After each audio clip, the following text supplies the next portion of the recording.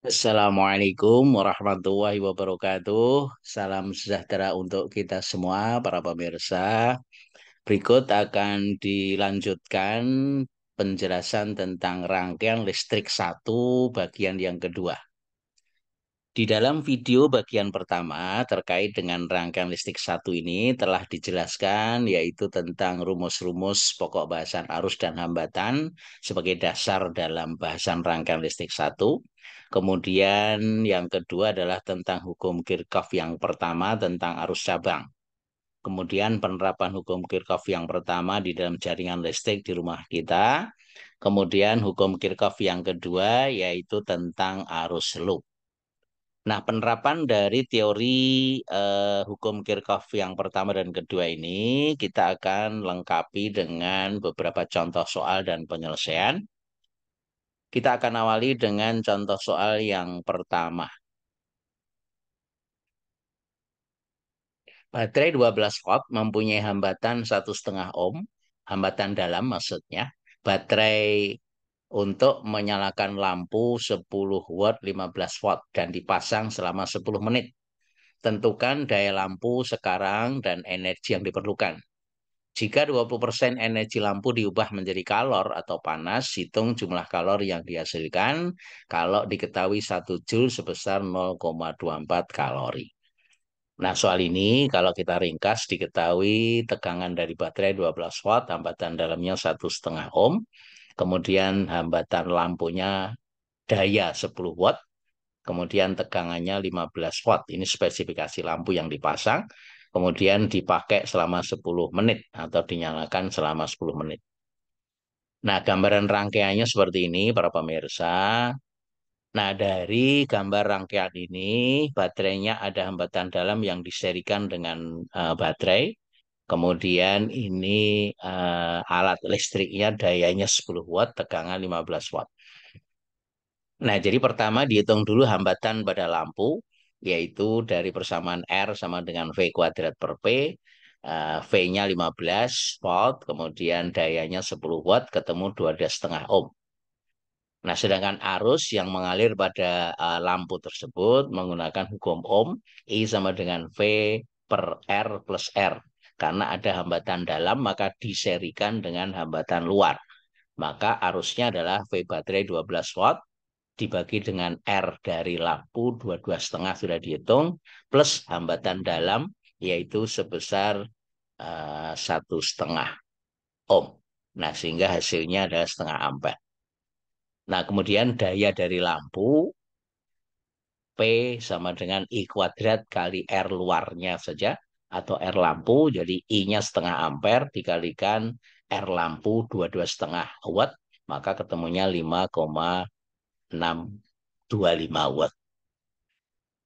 Nah, kalau dari daya ini, energi yang digunakan selama 10 menit atau 600 detik, maka E sama dengan P kali T, yaitu 5,625 Joule per detik kali 600 detik. Ketemunya 33,75 Joule. Nah, sehingga kalori yang dihasilkan 20%-nya berubah jadi kalor, jadi 20% kali 3375 Joule, maka ketemunya adalah 675 Joule dijadikan kalori dikalikan 0,24 kalori per Joule, maka hasilnya 162 Joule. Nah, itu adalah kalori yang dihasilkan oleh lampu. Kita akan lanjut, para pemirsa, untuk soal nomor 2.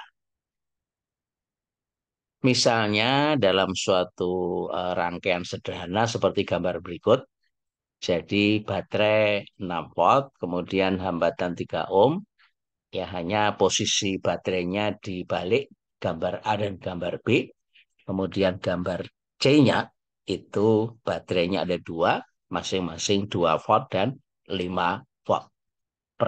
Pertanyaannya sama, yaitu berapa arus dan daya pada tiap rangkaian ini, gambar A, B, dan C. Nah, penyelesaian dari gambar rangkaian ini untuk yang pertama, para pemirsa, gambar A, maka arus yang mengalir itu arahnya dari kutub positif. Jadi ke sini berarti berlawanan arah dengan arah jarum jam. Arahnya seperti ini. Nah, maka besar arusnya adalah I V per R dari hukum Ohm, maka V-nya 6 volt, kemudian R-nya 3 ohm, maka ketemu 2 ampere. Jadi gambar A, arus 2 ampere dengan arah berlawanan arah dengan arah jarum jam. Baik, kita lihat gambar B, para pemirsa, baterainya dibalik, berarti arah arusnya keluar dari kutub positif, maka arusnya seperti ini, berarti arusnya searah dengan arah jarum jam. Besar arusnya sama dengan persamaan hukum Ohm seperti bagian A, yaitu sebesar 2 ampere. Nah, bagaimana kalau gambar C? Ada dua baterai 2 volt dan 5 volt. Baterai 2 volt memberikan arus searah jarum jam. Sementara baterai 5 volt memberikan arus berlawanan arah dengan arah jarum jam. Nah, maka arus total yang melewati hambatan 3 ohm ini adalah selisih dari uh, baterai ini, yaitu yang besar dikurangi yang kecil. Maka arus yang mengalir yaitu sebesar sigma V per R. Sigma V-nya adalah 5 dikurangi 2 dibagi dengan R-nya 3 ohm, yaitu sebesar 1 ampere. Jadi kesimpulannya arus itu berlawanan arah dengan arah jarum jam sebesar 1 ampere. Jadi arahnya seperti ini. Demikian para pemirsa. Kita akan lanjut ke soal nomor 3. Nah, jadi dalam soal nomor 3 ini ada rangkaian yang terdiri dari 4 buah hambatan dan 2 baterai. Seperti pada gambar, pertanyaannya adalah yang pertama arus pada rangkaian, kemudian yang kedua daya pada hambatan 1 ohm dan 4 ohm, kemudian yang ketiga potensial titik A melalui dua jalan yang berbeda jika titik C ditanahkan atau ground. Nah, kalau kita cermati para pemirsa, sebelum kita hitung, kita harus melihat dulu kemana arah arus pada rangkaian. Caranya yaitu dengan melihat nilai pada masing-masing GGL. Kita lihat, 12 volt ini memberikan arus berlawanan arah jarum jam. Sementara 7 volt memberikan arus searah jarum jam. Karena 12 volt lebih besar, maka arah arusnya adalah mengikuti polaritas baterai 12 volt. Berarti kesimpulannya arus adalah berlawanan dengan arah jarum jam. Nah, kalau arus sudah kita simpulkan berlawanan arah dengan arah jarum jam, maka loop kita mengikuti arah arus ini, yaitu bisa dari A, D, C, B, A, bisa dari B, A, D, C, B. Demikian. Nah, sehingga penyelesaian dari persamaan kita ini, dari rangkaian ini, nah, kita menggunakan hukum Kirchhoff yang kedua, yaitu arus loop, sigma IR ditambah sigma E sama dengan 0.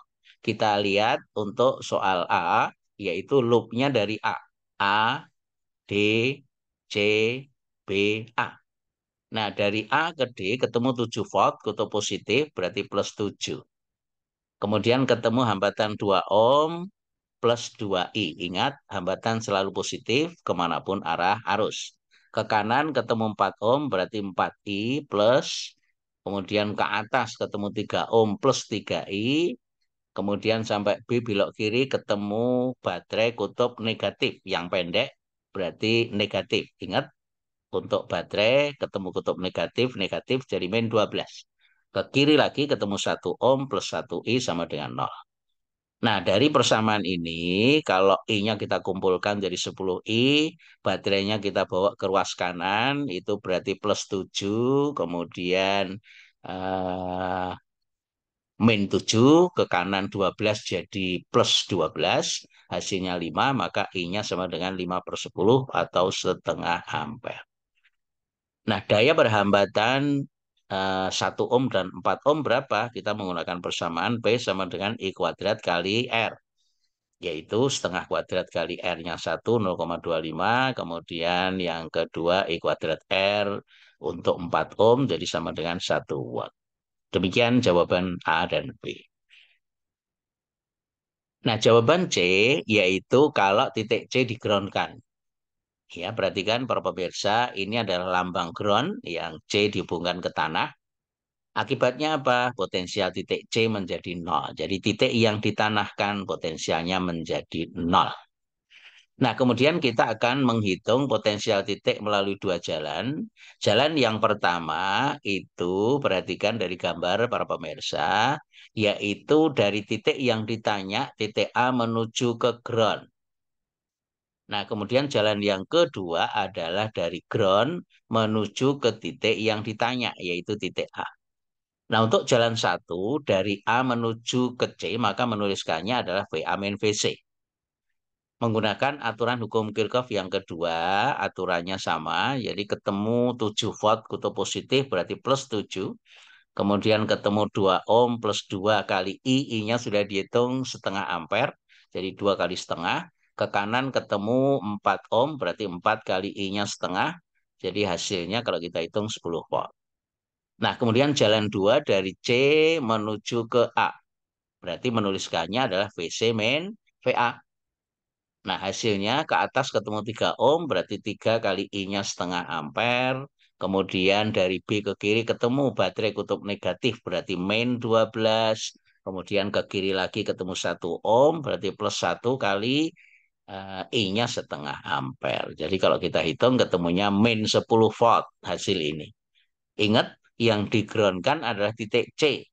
Nah, berarti VC min VA yang 0 adalah VC-nya. Jadi 0 min VA sama dengan min 10, maka VA-nya juga sama dengan 10. Jadi kesimpulannya, jalan satu dengan jalan 2 itu hasilnya harus sama. Demikian para pemirsa. Mudah-mudahan dengan 3 contoh ini akan lebih memberikan kita pemahaman yang lebih komprehensif. Untuk melengkapinya akan kita lanjutkan dengan video yang ketiga, yaitu untuk soal-soal latihan yang lain. Terima kasih atas perhatiannya. Kita akan jumpa ke video yang ketiga. Terima kasih. Assalamualaikum warahmatullahi wabarakatuh.